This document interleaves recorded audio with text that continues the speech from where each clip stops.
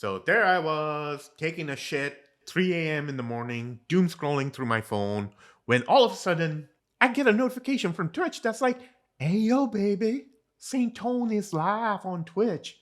Why don't you log on and give some love to Daddy Tony while you drop a deuce? Or something like that. At this point, I was feeling all the effects of my sleeping aid, except the sleeping part. And so I was like, yo, this guy has been playing on the Korean server forever. And he already has the new changes, and he switched from Mayhem to Berserker technique. Maybe he can tell me more about the new Berserker. So, in my drug-addled state, I found his Discord and miraculously strung together words in a coherent sentence asking for a quick Q&A session. Next morning, to my utter shock, he actually agreed.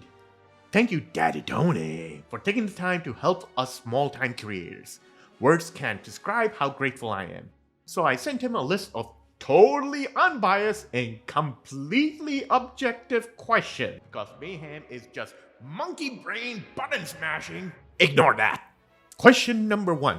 Totally unbiased question. What inspired you to switch from your very unique Mayhem build to Berserker technique instead of the more standard Mayhem build? And why is that reason the indisputable fact that standard Monkey Ham build is the most boring, brain-dead, button-mashing build of all time?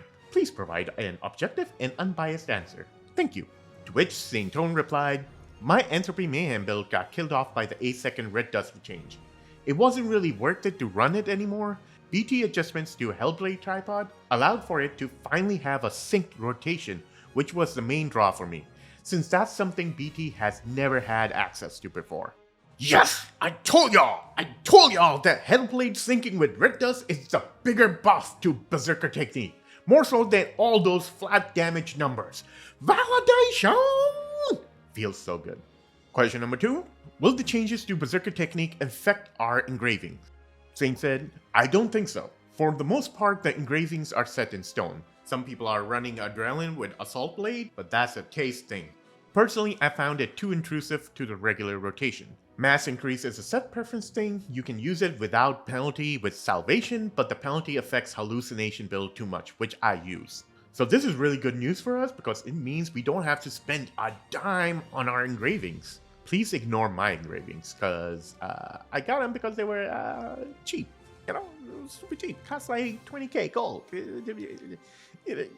Back off! Question number 3. On my YouTube channel, I discovered there's still quite a few BT Zerkers who still run Entropy.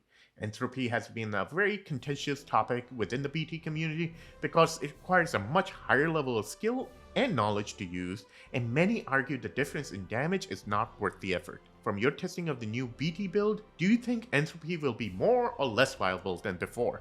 His answer, I don't think it's worth it to run Entropy now because of the 8-second red dust. The skill cycle is just too long to land in the damage window, plus the boss rotating or starting up unfavorable patterns. So basically what he's saying is that before we used to be able to do maybe 3 abilities in our red dust window, and that left 2 or 3 other abilities that you could do outside of the red dust window. And so since you didn't have to worry about red dust, you could chase the boss's booty and land them as back attack. That was great. But now, because we can add in all of our abilities in the red dust window, repositioning for the back attack is no longer viable. Because in order to land all of them, we have to stand still and just keep firing nonstop. If we move around too much, it basically wastes the advantage we got from the new 8-second window. I did go back to Saint for clarification on this topic, and he said that this doesn't mean that BT Entropy Zerker build is dead. Actually, he said that in Korea, it is still a very popular build because of how many streamers like to play it. But he did say that there's still that one big issue, and that issue is Overdrive. Overdrive is one of our hardest hitting abilities, and it's neither a back attack or a front attack move, which means it does not benefit from the Entropy set. And there are no other good alternatives to Overdrive. So you can take Power Break and a couple other skills, but they don't even come close to the damage of Overdrive, even with the Entropy buff. And that makes Entropy very hard to recommend over Salvation or Hallucination. What gear set and engravings would you recommend for the new Zerker? Either standard Salvation or Hallucination. Both use similar engravings. It mostly comes down to whether you want to use mass increase or not. So basically, the only two options left to us now are hallucination or salvation. And both of them depend on whether you run mass increase. If you're running mass increase, then you want to go with salvation, which negates the speed debuff from mass increase. If not, then you go hallucination. Question number 5. How viable is getting 5 attacks to fit within the new Red Dust window outside of Trixion? His answer? 5 attacks is so-and-so. As long as the boss isn't doing something too dangerous, you can usually get most of your last attack in. For BT, there's 2 skill rotation. One is a 4 skill rotation and the other is a 5 skill rotation. 6 is known to be possible, but impossibly tight to regularly execute. I think ease/comfort in the real scenario just comes down to which tripod on Finish Strike do you use. We went from barely being able to fit 3 skills in the Red Dust window to comfortably adding 4. But according to Saint, 5 skills are very situational, meaning it depends on what the boss is doing and whether you are running either the faster or slower but harder hitting tripod on Finish Strike. Saint did later clarify that 6 attacks is only possible with Mayhem. Stupid monkey ham getting all the good stuff. Question number 6. In my limited experience, I have found the best skill tripod and rune setup for BT Berserker is one that allows one to return to Berserker Rage mode as quickly and effectively as possible.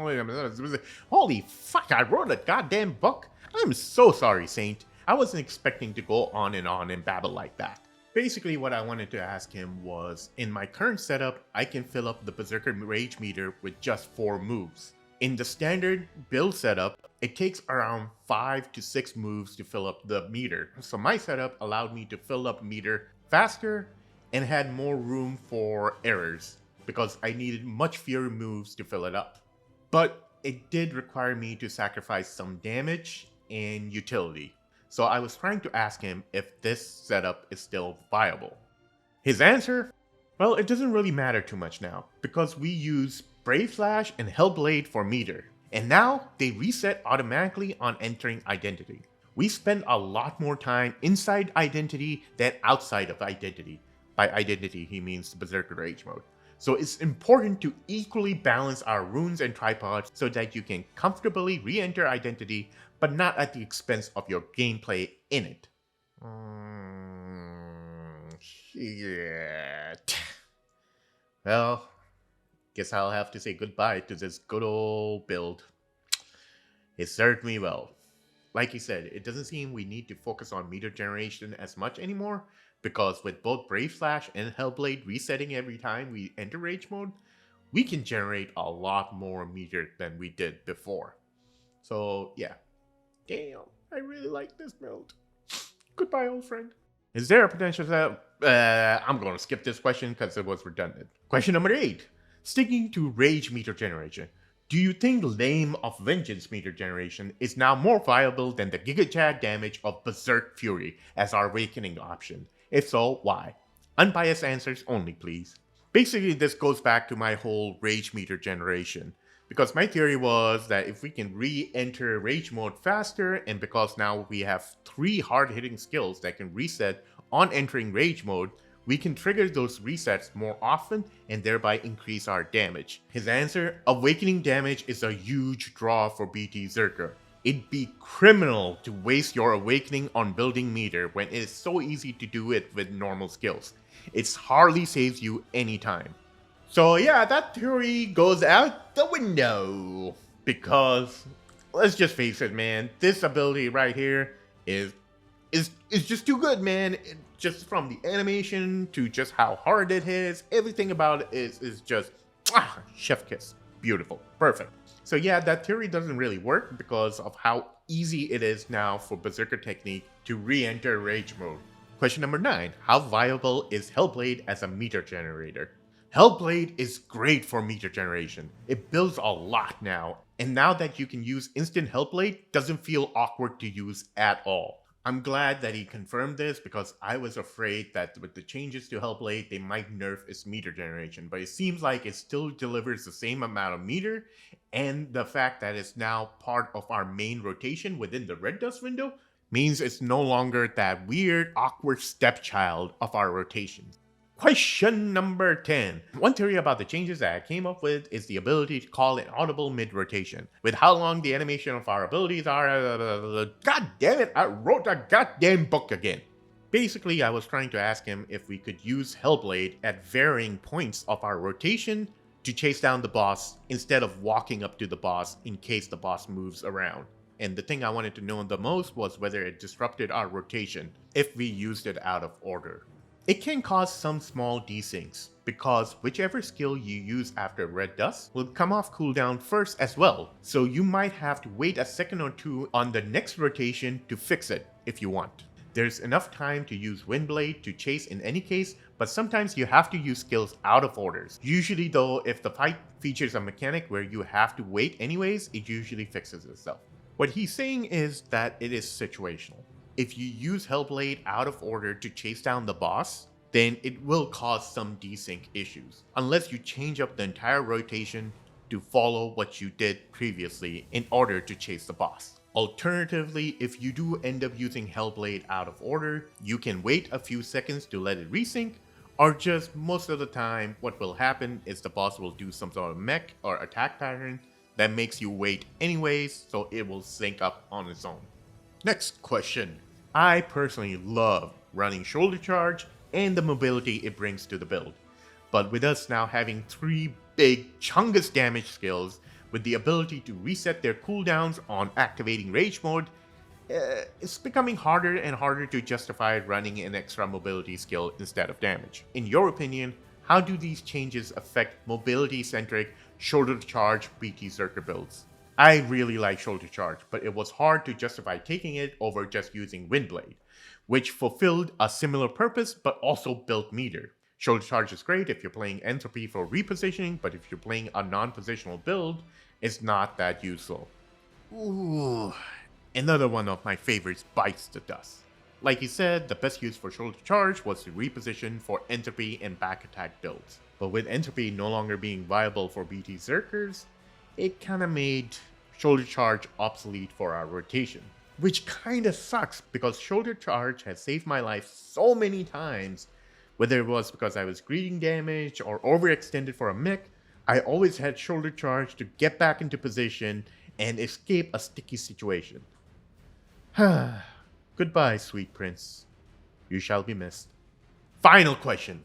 BT Berserker has been living in the shadow of Monkey Ham since the release of Lost Ark, but I believe these changes have closed the gap considerably. In your professional and totally unbiased opinion, why is BT Berserker now the one and truly only way to play Berserker, and everyone should abandon Monkey Ham? Totally not jealous of the glory Monkey Ham has been enjoying for the past year, and if someone tells you that, they are lying and gaslighting you. His answer? BT has been stronger than Mayhem for a long time. Huh? What? Really? Okay. But because of the desync rotation, it was very difficult to recommend.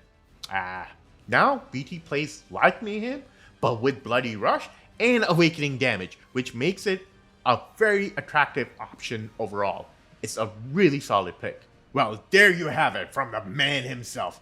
BT Berserker is the superior Berserker, and all you monkey hams can suck it. It is the age of the aristocrat, so my fellow gorillas, rise up and seize the day. What? I'm totally not taking Saint's words out of context. Why would you ask that?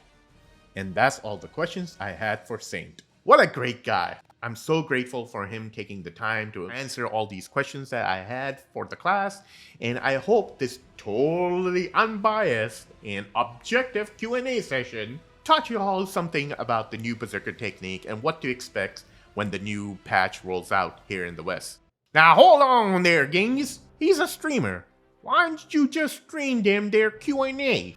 Well, that's because streaming is his thing, YouTube is my thing, and I don't do well in an unscripted environment.